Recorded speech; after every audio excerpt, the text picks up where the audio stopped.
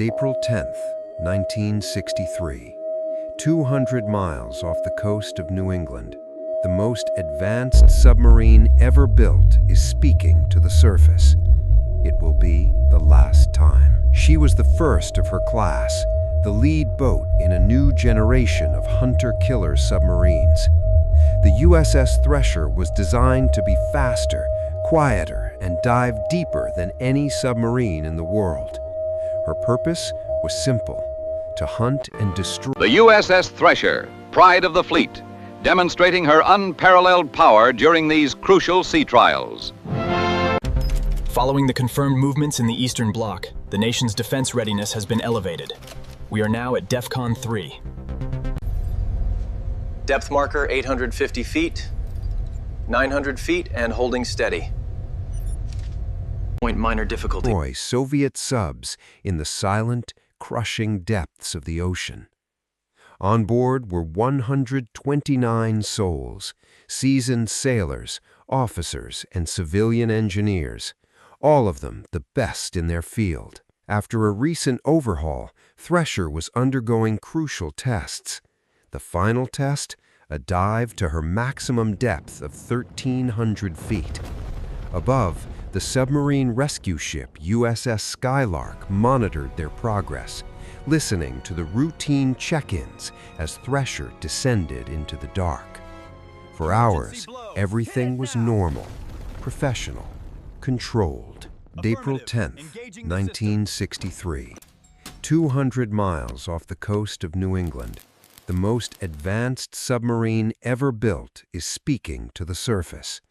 It will be the last time. She was the first of her class, the lead boat in a new generation of hunter-killer submarines. The USS Thresher was designed to be faster, quieter, and dive deeper than any submarine in the world.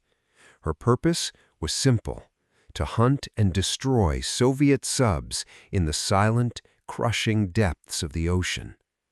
On board were 129 souls, seasoned sailors, officers, and civilian engineers, all of them the best in their field. After a recent overhaul, Thresher was undergoing crucial tests. The final test, a dive to her maximum depth of 1,300 feet. Above, the submarine rescue ship USS Skylark monitored their progress, listening to the routine check-ins as Thresher descended into the dark. For hours, everything was normal, professional, controlled. The investigation pieced together a devastating chain of events. It started with a single, seemingly minor component, a silver-brazed pipe joint in the seawater system. Unlike a weld, which fuses two pieces of metal, brazing uses a filler metal, essentially high-strength glue. Post-analysis showed that a significant percentage of these joints on the Thresher were substandard. At test depth, this failure was catastrophic. The jet of water shorted out a critical electrical bus, triggering an automatic shutdown, a scram, of the nuclear reactor. The Thresher lost propulsion. She was dead in the water and getting heavier. The crew did exactly what they were trained to do. They tried to blow the main ballast tanks to force the sub to the surface, but a second fatal flaw was waiting. Moisture in the high-pressure air lines froze instantly as it passed through the valves, blocking them with ice. Their last hope of surfacing was gone. The call attempting to blow was not an action in progress, it was a final, failed effort. The loss of the Thresher was a brutal awakening for the U.S. Navy.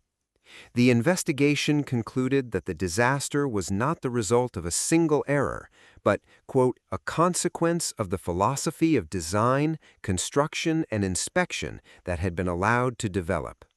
In response, the Navy created one of the most rigorous quality assurance programs ever conceived, SubSafe. From 1915 to 1963, the Navy lost 16 submarines in non-combat accidents. Since the SubSafe program was implemented, only one has been lost, a submarine that was not SubSafe certified. The legacy of Thresher is written in every weld, every bolt, and every checklist of every American submarine built since. The USS Thresher was never restored. Her wreckage lies on the ocean floor, a permanent memorial in the crushing dark. But the truth of what happened was salvaged. The lessons learned from her loss have saved countless lives. The 129 men of the Thresher remain on eternal patrol. Their sacrifice a permanent reminder that in the deep there are no minor difficulties.